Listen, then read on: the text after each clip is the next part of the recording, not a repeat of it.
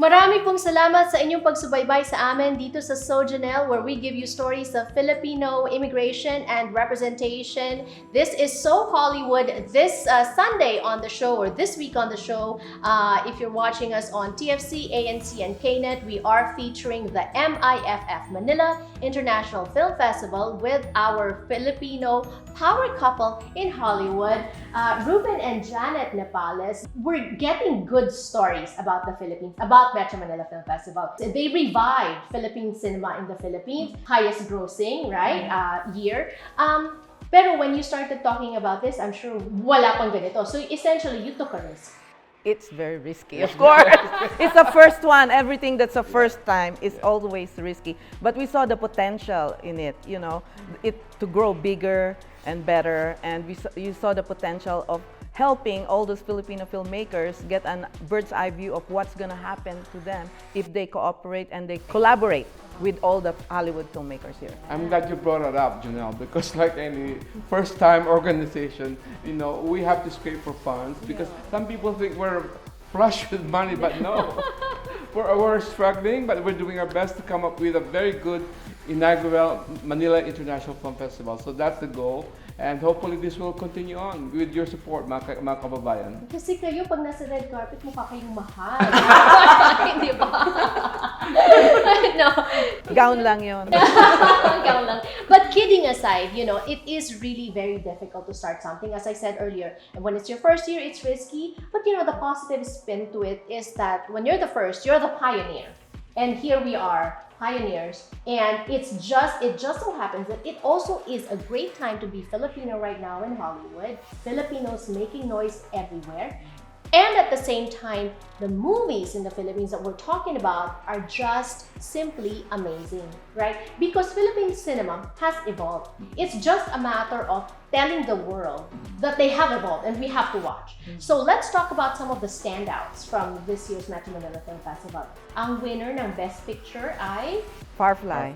Tell us about it. For those who are not familiar, what is Firefly about? Kasi isa pa yan, not criticism, comment about Filipino movies. It's the same plot over and over, but it's not, right? So what is Firefly? Firefly is more a story about mother and child and the child's dream to get to this Isle of Fireflies, so pursuing his dream. Okay. And also it's a film about mother and child relationship, how the mother struggles and protects her child, and also a story about the storyteller himself, about his dreams.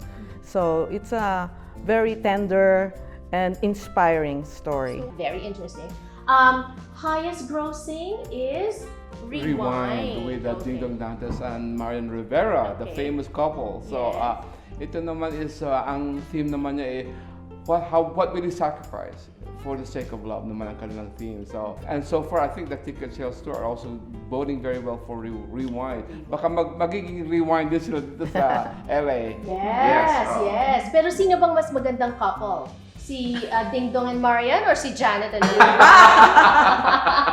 I heard that GomBurza Got the most awards. namakyaw ng awards. Yan. Pinagalog ko na para. Si Dick Juan became the best actor, and in this story about the GomBurza, the martyred priests.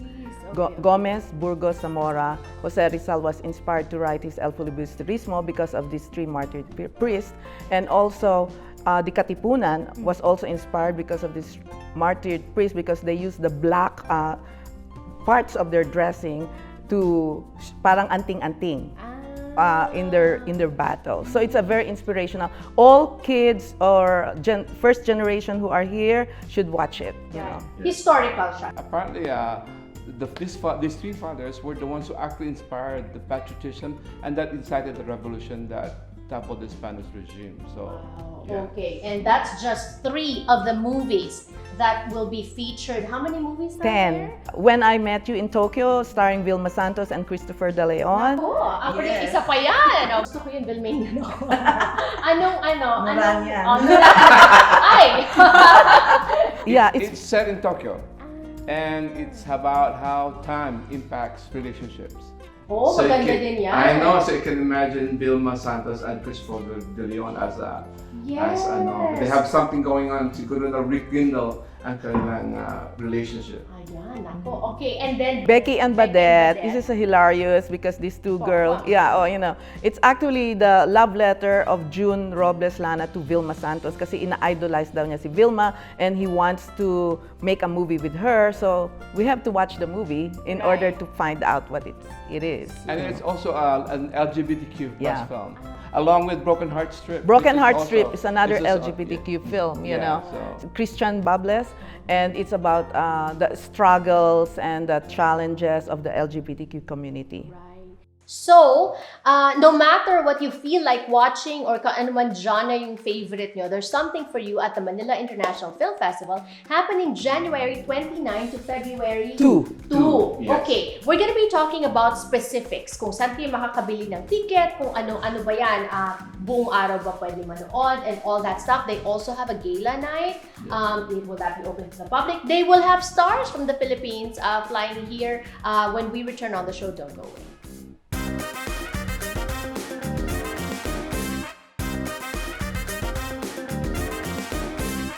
Thank you once again for joining us on the show today, talking about the Manila International Film Festival, which is the Metro Manila Film Festival coming here through the support and the project and the hard work of Jannelle and Ruben Nepales, among many others. Saludo po kaming lahat sa inyo because I know that this is not an easy project, as we have talked about earlier. If you're just joining us, we have fuller, longer versions of these interviews and these segments on our YouTube channel, youtube.com/SoJannelleTV. Let's get social with us because we want to get social with you. Earlier, we talked about some of the movies. There are 10 movies in total. And earlier, we talked about the 6 movies.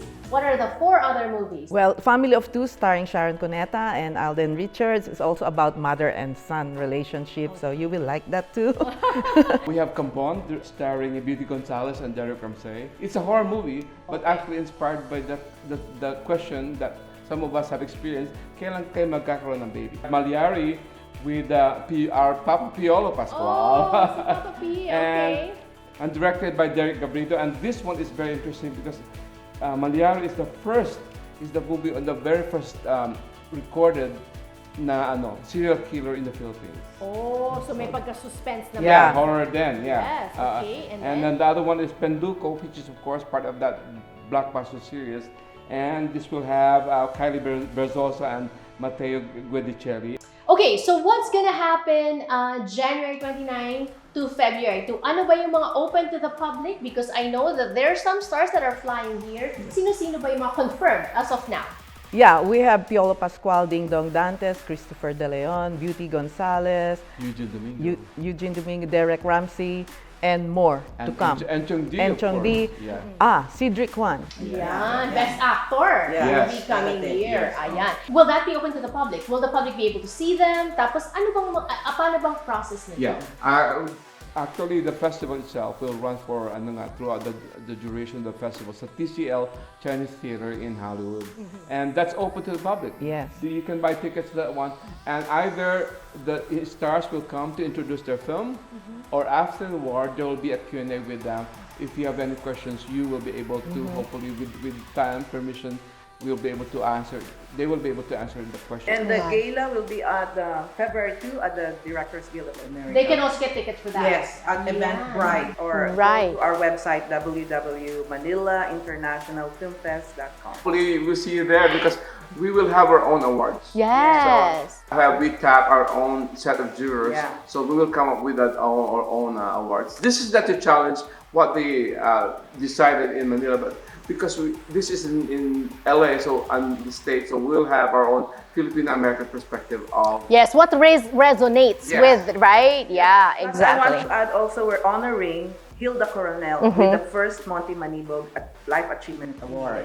Because she's the first actress to make a splash in Cannes. Yes. With Lino Broca, Shang, and Yes. And also we're honoring the father of Lisa Lu, Monty Manibog, who became the first film official here in California. Yes, so a lot of legacy, It's time that we pass this forward, pass this on, so that people like second, third, fourth generation Filipino Americans get to know This is all part of Phil-Am history. For those of you who just missed the Philippines, you want to watch Filipino movies, again, Manila International Film Festival. Thank you once again for joining us.